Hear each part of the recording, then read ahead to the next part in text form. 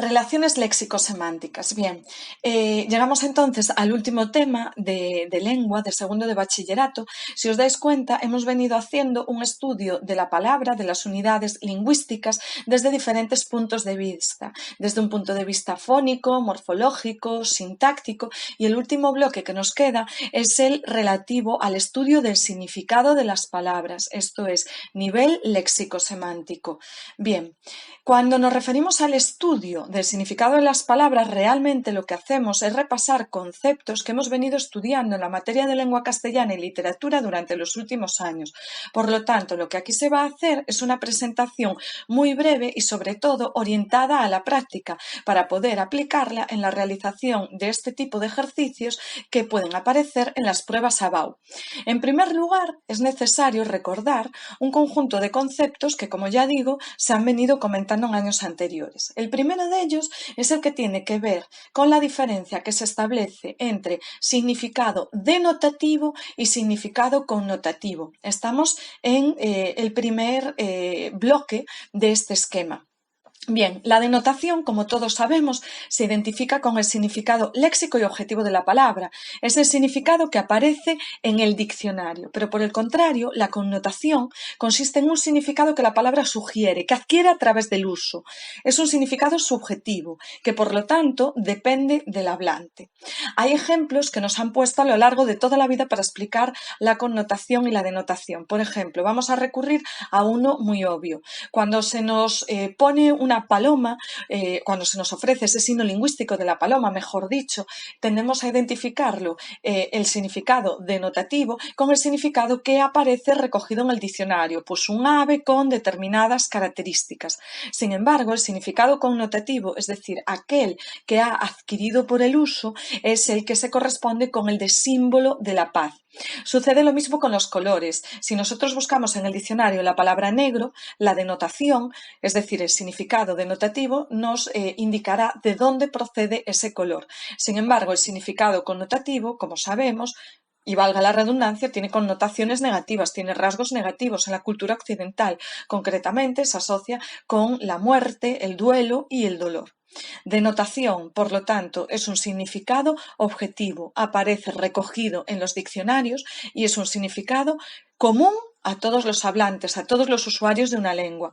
Por el contrario, la connotación se adquiere a través del uso y depende del hablante, hasta tal punto que una palabra que para una persona puede tener connotaciones negativas, para otra puede tener connotaciones positivas. Y si no, pensemos, por ejemplo, en palabras como clase o como instituto. El significado connotativo para una persona que allí hace sus amigos, que obtiene buenas notas, por ejemplo, es un significado positivo. Sin embargo, para un alumno que sufre algún tipo de abuso o tiene algún tipo de trauma vinculado a la vida escolar, el significado connotativo será negativo. Bien. Hay dos conceptos básicos de estos que estudiamos a principios de la ESO que tienen que ver con el estudio del plano semántico, que son los conceptos, como tenemos, siguiendo esta columna de campo semántico y campo léxico. Bien, tenemos que establecer aquí un pequeño matiz entre campo léxico y familia léxica. En primer lugar, el campo semántico, ¿cómo se define? Bien, el campo semántico es un conjunto de palabras que comparten uno o más rasgos de su significado, pero se diferencian entre otros o en otros, es decir, tienen semas comunes y semas diferentes. Cuando yo os expliqué el signo lingüístico, y hago aquí un inciso, os dije que las palabras, en cuanto a signos lingüísticos, están formadas por un significante y un significado, y el significado se descompone en semas. Cada una de las unidades de significado es un sema. Por ejemplo, en el caso de mesa, uno de los semas será mueble, otro de los semas será doméstico, otro de los semas con tapa, otro con patas. Vale. Ese conjunto de semas que definen a la palabra mesa se denominan semema. Los campos semánticos se establecen por semas, es decir, por palabras que comparten alguno de sus rasgos de significado, alguno de sus semas. Por ejemplo, violín, viola, violonchelo pertenecen al campo semántico de los instrumentos musicales de cuerda con arco. Semas diferentes son, por ejemplo, el tamaño y el sonido, pero tienen algo en común, insisto, son instrumentos musicales y además se utilizan, o mejor dicho, pertenecen a la familia de cuerda, cuerda con arco. Frente al campo semántico, semántico, semas, significado, se identifica el campo léxico. El campo léxico se define como los distintos términos que corresponden a un mismo concepto. Por ejemplo, el campo léxico de miedo sería temor, pavor, susto, pánico, es decir, son palabras que realmente funcionarían en un determinado contexto como sinónimos. Tengo que decir que este concepto de campo léxico prácticamente no lo utilizamos, ni siquiera es aceptado comúnmente, pero bueno, simplemente lo quiero introducir aquí para que quede constancia de él. Ahora bien, se debe de establecer la diferencia entre campo léxico y, ojo, familia léxica. Y os recuerdo que la familia léxica son el conjunto de palabras, o mejor dicho, está formada por el conjunto de palabras que comparten el mismo lexema. Por ejemplo, ante un lexema como pan, tendríamos panadero, panadería, empanada. Bien, lo sabemos, lo hemos visto desde quinto de primaria. En esta línea de la familia léxica vamos ya a la segunda columna a abordar las relaciones semánticas. Bien, en relación con las relaciones semánticas, valga la redundancia, debemos de tener en cuenta en primer lugar un concepto de los primeros que aprendimos que es el término de polisemia. Polisemia se opone a monosemia. Las palabras monosémicas, como todos sabemos y si no lo recordamos, son aquellas que tienen un único significado, de ahí monosemia, un significado. Por el contrario, las palabras polisémicas son aquellas que tienen varios significados, que se corresponden con una única palabra en cuanto a la forma. Esto es, si tomamos otra vez la terminología de Saussure, un único significante tiene varios significados. Por ejemplo, el caso de raíz. Cuando utilizamos de manera aislada el término raíz, se puede referir a la raíz de una planta o a la raíz de una palabra. Sabéis que se utiliza como sinónimo del lexema. Bien, continuamos entonces usando la terminología de Saussure para que nos resulte más sencillo identificar las relaciones semánticas. Retomamos, la polisemia, un significante, varios significados. ¿Qué es lo que sucede con la sinonimia? Pues muy bien, tenemos varios significantes que confluyen, que tienen los mismos significados. Por ejemplo, dentista y odontólogo. En relación con la sinonimia hay que hacer un matiz, y es que son numerosos los lingüistas que coinciden al opinar que realmente no es así. Quiero decir, la sinonimia plena no existe como tal, en el sentido de que en la mayor parte de los casos no se podría llevar a cabo un intercambio entre dos palabras sinónimas en el mismo contexto, sino que siempre existiría alguna restricción de significado o bien relativa al registro. Lo vemos en el caso de dentista o odontólogo.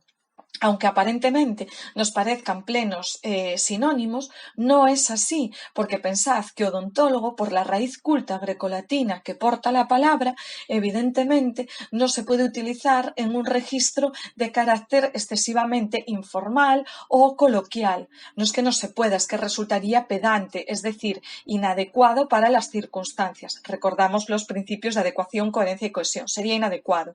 Sin embargo, dentista, por el contrario, imaginaos, por ejemplo, en una convención médica también sería inapropiado. ¿Por qué motivo? Porque se está utilizando una terminología específica, llena de tecnicismos y en un registro formal y en un nivel de la lengua culto. Bien, pasamos a la antonimia. La antonimia, bueno, puesto de una manera muy coloquial, como podéis apreciar en el cuadro, se definen como significados contrarios, es decir, son palabras que tienen diferente significado y diferente significante, como bueno o malo. Los antónimos sí que son más frecuentes en valor pleno. Este es un ejemplo. Bueno o malo no admite ningún tipo de complementariedad. La homonimia. Bien, vamos a fijarnos en cómo se denomina. Homónimos. Homo significa igual. Por lo tanto, significantes iguales dan lugar a significados diferentes o se identifican con significados diferentes. Habitualmente se vincula con un distinto origen de la palabra, o lo que es lo mismo. Son palabras que tradicionalmente tenían un origen diferente, pero que con la evolución de la lengua castellana han confluido en sus formas. Eso es lo que sucede con haya, por ejemplo, siendo verbo, y haya sustantivo. Son palabras homónimas y, como vamos a ver en la siguiente diapo, además de ser palabras homónimas, son homófonas, puesto que suenan igual, y son homógrafas, puesto que se escriben igual. Y finalmente debemos introducir los conceptos de hiperonimia y de hiponimia. Fijaos, hiper, significado grande, hipo, comprendido en los hiperónimos, o lo que es lo mismo, la hiperonimia es una palabra con un significado muy amplio que incluye a otras en su interior a nivel semántico, que son los hipónimos. Por cierto, los hipónimos entre sí se denominan cohipónimos. Pues bien, se define la hiperonimia de tal manera que se explica que el significado de una palabra hipónimo está incluido en el significado de otra, hiperónimo. Por ejemplo, mueble, como hiperónimo, incluye hipónimos como armario, silla, estantería. Bien. La duda más habitual se suele plantear en la diferenciación entre campo semántico e hiperónimo, y es que realmente los límites no están claros y en la mayoría de los casos los vamos a utilizar indistintamente. Simplemente tendremos que prestar atención al hecho de si en el texto está presente el hiperónimo. Ese es el único rasgo distintivo, tener una palabra que sea más totalizadora. Por ejemplo, pensemos en un artículo de opinión o en una columna. En estos artículos, imaginaos, hoy en día se pueden utilizar o se puede recurrir a temas del tipo: abrirán diversas tiendas a partir del lunes 11 de mayo, zapaterías, tiendas de ropa, suministros eléctricos, vale, perfecto. En este caso decimos que hay un hiperónimo porque tenemos una palabra de significado global, que sería tiendas, y hay hipónimos porque hay otras palabras que hemos mencionado, como por ejemplo zapaterías, que estarían incluidas en el hiperónimo. Ahora bien, en el caso del campo semántico, pensemos directamente, se enunciaría la lista de las tiendas sin que estuviese presente el hiperónimo tienda, como tal, de manera explícita en el texto. Espero que lo hayáis entendido. Y, finalmente, en estas diapositivas también vamos a trabajar el cambio semántico. Y es que la lengua evoluciona y en numerosas ocasiones lo explicamos en clase, de tal manera que siempre aludimos al hecho de que una lengua es un instrumento al que le dan sentido sus hablantes, sus usuarios. Por ese motivo, la lengua se tiene que someter a nuestras necesidades y está continuamente cambiando, modificando significados, adquiriendo palabras nuevas y dejando que otras caigan en desuso. Eso es algo habitual, pensemos. Hace 20 años no había la necesidad de utilizar una palabra como Twitter, porque esa realidad no había que designarla. Sin embargo, si hoy en día vamos al diccionario de la Real Academia de la Lengua Española, nos encontraremos ya con que Twitter no solamente está incluida, sino también adaptada a nuestra grafía. Evidentemente, la lengua cambia, la lengua evoluciona por diferentes causas y en diferentes sentidos. Estamos en la tercera columna de la primera diapositiva. Causas y tipos del cambio semántico. Hay causas lingüísticas. Una palabra adopta el significado de otra por contacto. Bueno, lo más habitual es el fenómeno de la elipsis, lo veremos a continuación, por causas históricas, porque hay cambios en los objetos o aparición de realidades nuevas. Pensemos, por ejemplo, en los casos más habituales, como puñeta. Puñeta se utilizaba habitualmente para designar, y tradicionalmente, para designar los puños de las camisas, porque estaban bordados con una gran delicadeza y esa era una actividad que llevaba mucho tiempo. Por lo tanto, vete a hacer puñetas es, mira, vete, entretente, porque vas a estar mucho tiempo bordando esa camisa. Sin embargo, históricamente las camisas ya no tienen puñetas.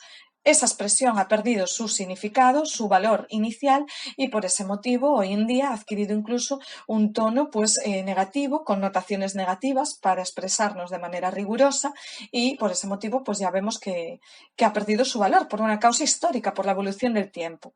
También hay palabras que pierden o cambian su significado por causas sociales debido a la consideración o valoración social, siendo positiva o negativa. Es el caso de las palabras tabú y de los eufemismos. Y, por otro lado, finalmente también pueden producirse cambios semánticos por causas psicológicas. Lo más habitual es la asociación de dos objetos denominando uno por otro. Habitualmente se vincula con los fenómenos de metáfora y de metonimia, no entendidos en el sentido literario, por supuesto, sino a nivel lingüístico. Bien, pues llegados a este punto, vamos a analizar estos conceptos de una manera más pormenorizada en la segunda diapositiva. Vamos allá. Relaciones semánticas, analizadas una a una. En primer lugar, nos vamos a detener en la polisemia. Tal y como nosotros acabamos de explicar ya en la introducción, la polisemia se opone a la monosemia. Nos fijamos en los prefijos poli, varios, mono, uno. Bien, las palabras monosémicas son aquellas cuyo significante se asocia únicamente, exclusivamente a un significado. La palabra, por ejemplo, radiólogo es un especialista en radiología, no va a tener otros valores. Al contrario, las palabras poli, varios, sémicas son aquellas que presentan un mismo significante, es decir, una única palabra puede tener diferentes significados y generalmente tienen algo en común por metáfora, por metonimia. Fijémonos, si buscamos en el diccionario una palabra como estrella, vamos a ver diferentes acepciones que se marcan con diferentes números. Estrella como cuerpo celeste con luz propia o como persona que sobresale en su profesión, por lo tanto que brilla, que tiene luz propia, o como hado, destino, porque sabemos que el hado, el destino de las personas desde la cultura medieval, se adivinaba a través de la observación de las estrellas. Es decir, si nos paramos por un momento, vemos, como acabo de explicar, que entre estas tres acepciones hay algún vínculo de significado. Sinonimia. Son palabras sinónimas aquellas que tienen el mismo significado. Los sinónimos, tal y como os comenté antes, mucho cuidado con esto, pueden ser totales o parciales. Es muy difícil encontrar sinónimos totales, porque en todo caso estaríamos aludiendo a aquellos entre los que hay ninguna diferencia de contexto, tampoco a nivel cultural o regional, como puede ser el caso de avalancha, alud, pero mucho ojo, tal y como os decía antes, suele haber diferencias también referidas en cuanto al registro o al nivel de la lengua, formal o informal, al nivel culto o al nivel vulgar. Los sinónimos, en su mayoría, van a ser parciales. Son sinónimos parciales porque entre ellos hay diferencias de uno asociadas a una u otra palabra. Fijaos, entre cama y lecho, o entre cansado y rendido. Hay una connotación de mayor intensidad en rendido, o criada y empleada del hogar. Fijaos, en el caso de empleada del hogar, pertenece a un nivel más cuidado, a un registro formal. Antonimia.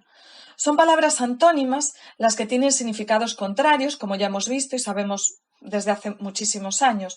Hay tres clases de antónimos. Los antónimos pueden ser graduales, el ejemplo que utilizamos antes, es decir, puede haber una gradación entre ellos. Admiten grados intermedios, como bueno o malo, en el medio estaría regular, o frío o caliente, y en el medio estaría templado. Hay antónimos que son complementarios, es decir, la presencia de uno se caracteriza porque excluye la presencia del otro. No admiten grados entre sí. Si se niega uno de los significados, automáticamente se afirma el otro, como os acabo de decir. O está vivo o está muerto, o es leal o es desleal.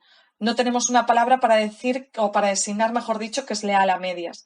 Y por último, tenemos antónimos recíprocos, que son aquellos en los que un significado implica el otro. Por ejemplo, pagar, cobrar. Hay una relación de reciprocidad. La persona que paga le está pagando a esa otra persona que es la que cobra. O padre, hijo. Eres padre respecto a un hijo y tú eres hijo porque tienes un padre. Es decir, se implican mutuamente. Homonimia. La homonimia es quizá de las relaciones semánticas la más compleja de identificar. Las palabras homónimas son aquellas que, aun siendo completamente distintas, coinciden en la forma, por evolución histórica, pero presentan significados que no tienen nada en común. Estas palabras se caracterizan porque tienen un origen etimológico diferente, aunque por su evolución sus formas hayan coincidido. Lo veíamos en la diapositiva anterior con el caso de haya. Haya como árbol y haya del verbo haber, lógicamente tenían orígenes diferentes, uno para designar el árbol y el otro como una parte del verbo, es decir, una flexión, una desinencia verbal del verbo haber. La evolución histórica nos ha llevado a coincidir en la misma forma. Precisamente hechos como este, como la confluencia entre haya y haya, nos lleven a identificar dos tipos de palabras homónimas, que son las palabras homófonas y homógrafas. Fijaos en cómo se componen estos términos porque os ayudará a memorizarlo. Palabras homófonas son aquellas que suenan igual, fonos, sonido, homo, igual. Palabras homófonas coinciden, por lo tanto, en la pronunciación, pero no en la escritura, solamente en el sonido. Vaca, con V como animal, frente a vaca con B, el soporte que se coloca encima del coche. También hay palabras homógrafas, que se escriben igual, coinciden en la pronunciación y en la escritura. Uno de los ejemplos más recurrentes es el que gira en torno a la forma vino, entendida como variante, o mejor dicho, conjugación del verbo venir, y por otro lado como sustantivo utilizado para designar una bebida. Y por último, tenemos los conceptos de hiperonimia e hiponimia. Recordad que ya los explicamos ahora, un poco por encima, cuando aludimos a las relaciones de campo semántico.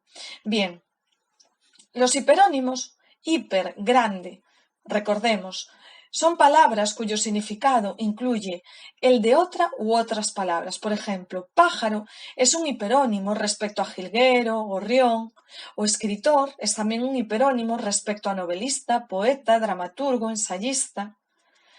Los hipónimos, hipo, por debajo de, son palabras cuyo significado está incluido en el de otra, que tiene un carácter más general.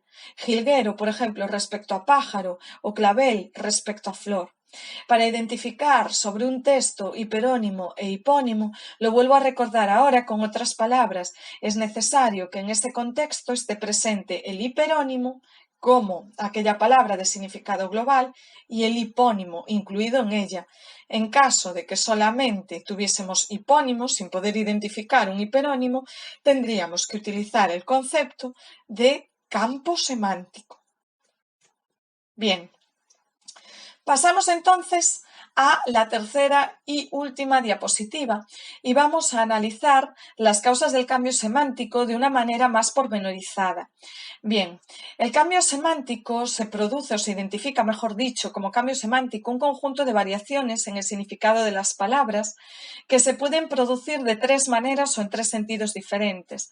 Puede ser que se produzcan en cuanto o de manera que tenga lugar un cambio total, como por ejemplo sucede con catar, que significaba ver históricamente y que ahora significa probar.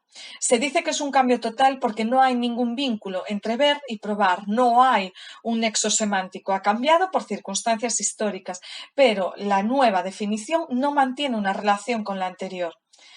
Bien por ampliación de significado, por ejemplo, filosofía era un término reservado para esa disciplina humanística, pero en la actualidad se emplea para referirse al planteamiento de cualquier evento o grupo humano. Por ejemplo, la filosofía del partido, de la empresa, es un término que utilizamos, bueno, que detectamos muchísimo en política, ¿no? La filosofía del partido. Vale, su significado se ha ampliado, ha dejado de ser un área de conocimiento para aplicarse en múltiples sentidos, simplemente como sinónimo de conocimiento, punto. O de tendencia, moda o el modelo de comportamiento. Y del mismo modo que se produce la ampliación de significado, tiene lugar el caso contrario, la restricción de significado. Por ejemplo, incoar significaba empezar o suena la palabra de las perífrasis incoativas y hoy solo se utiliza en terminología jurídica. Por ejemplo, incoar un expediente en el instituto. ¿Vale? Es una palabra que ha variado, que ha cambiado su significado y se ha visto más limitada. Ahora bien, cabe preguntarse por qué motivos cambian los significados de las palabras. Antes os lo dije, vamos a ver, el significado de las palabras cambia porque la lengua es un instrumento que nosotros utilizamos para cubrir como seres humanos nuestras necesidades comunicativas y de ahí que se tengan que producir este tipo de cambios. La lengua tiene que estar continuamente amoldándose a los hablantes. ¿Cuáles son las causas que pueden suscitar el cambio de significado de una palabra? Pues bien, puede tratarse de causas lingüísticas. Por ejemplo, cuando dos palabras suelen aparecer juntas en el mismo contexto, una de ellas puede contagiarse del significado de la otra. Bien, esta es una explicación bastante coloquial, pero con un ejemplo lo percibiremos mejor. El adjetivo puro ha tomado el significado de tipo de cigarro en el que no había mezcla. Es decir, se ha simplificado la expresión por economía lingüística. La forma tradicional, la más arcaica, sería cigarro puro, pero después, en ese contexto, se ha simplificado la forma, se ha omitido el sustantivo cigarro y simplemente puro, incluso, se ha convertido en sustantivo, ha cambiado su categoría, se ha sustantivado. ¿Para qué? Para designar ese tipo de cigarro. En siguiente lugar, causas psicológicas. Bueno, En relación con las causas psicológicas, debemos de matizar, son causas de pensamiento, de sentir general. Como ejemplo, se puede observar que la aversión o la simpatía que se siente por determinados animales ha hecho que sus cualidades positivas o negativas se aplican a personas. Así, con frecuencia oímos expresiones del tipo Luisa es una víbora. Bien, si nos dan esta expresión Luisa es una víbora para analizarla, detectamos que aquí hay una figura retórica que es una metáfora. ¿Por qué? Sería una comparación sin el cómo. Luisa se identifica con la víbora, es como una víbora, no tenemos cómo metáfora. Bien, las causas psicológicas están vinculadas entonces a estas dos figuras, metáforas y metonimias. La metonimia se basa en una asociación de ideas donde los términos afectados no se relacionan por semejanza. La metáfora, como es el caso de la metáfora, sino por la contigüidad, esto es, están próximos entre sí. Por los puños y el cuello de la camisa reciben este nombre por la parte del cuerpo humano a la que están próximas. Claro, debemos de pensarlo. En el caso de la metáfora, como os acabo de decir, se lleva a cabo la identificación entre un elemento A y un elemento B, como sucede con las metáforas como recursos retóricos. Sin embargo, en el caso de la metonimia, la relación que se produce es por proximidad, por contigüidad. ¿Por qué al cuello de la camisa se le llama cuello? Bueno, porque es la parte de la camisa que va pegada a esta parte de nuestro cuerpo, al cuello. Me imagino que así se entiende. Metáfora, Luisa es una víbora. En siguiente lugar, causas históricas. En este caso, los cambios de significado son debidos a la variación de la realidad. Es el caso de puñeta, que yo os comentaba antes. Si ahora las camisas no tienen puñeta, ¿qué sentido tiene decirle a alguien vete a hacer puñetas? Ha variado el significado. Por ejemplo, la pluma de ave con la que antiguamente se escribía solo tiene en común con la pluma estilográfica el nombre y la finalidad. Las plumas modernas no se parecen en nada a las plumas primitivas. Históricamente ha cambiado, por lo tanto, la realidad en la que escribimos. En este caso, se mantiene el sustantivo pluma, aunque alude a una realidad distinta. Y por último, las causas sociales. Las causas sociales son las más habituales, están presentes constantemente en nuestro día a día. Se reducen casi siempre a prejuicios que van asentándose, que van arraigando en la sociedad. Por ejemplo, los villanos, que primitivamente eran los habitantes de la villa, eran despreciados por todos y por ese motivo villano es una palabra hoy en día que tiene connotaciones negativas. Son los malos, por ejemplo, en las películas. De ahí que el término haya pasado a significar vil o desleal. En relación con las causas sociales, tenemos que introducir dos nuevos términos de relaciones semánticas, que son los términos de palabra tabú y de eufemismo. Entre la palabra tabú y el eufemismo siempre hay una relación antitética. ¿Por qué? Se llama palabra tabú aquella palabra que designa una realidad que por distintas razones se evita nombrar, se evita mencionar. Mientras tanto, el eufemismo es la palabra que sustituye a la palabra tabú. Por ejemplo, dar a luz sería el eufemismo que sustituye a parir. Sucede lo mismo con morir frente a fallecer. Morir sería una palabra tabú y fallecer sería el eufemismo correspondiente.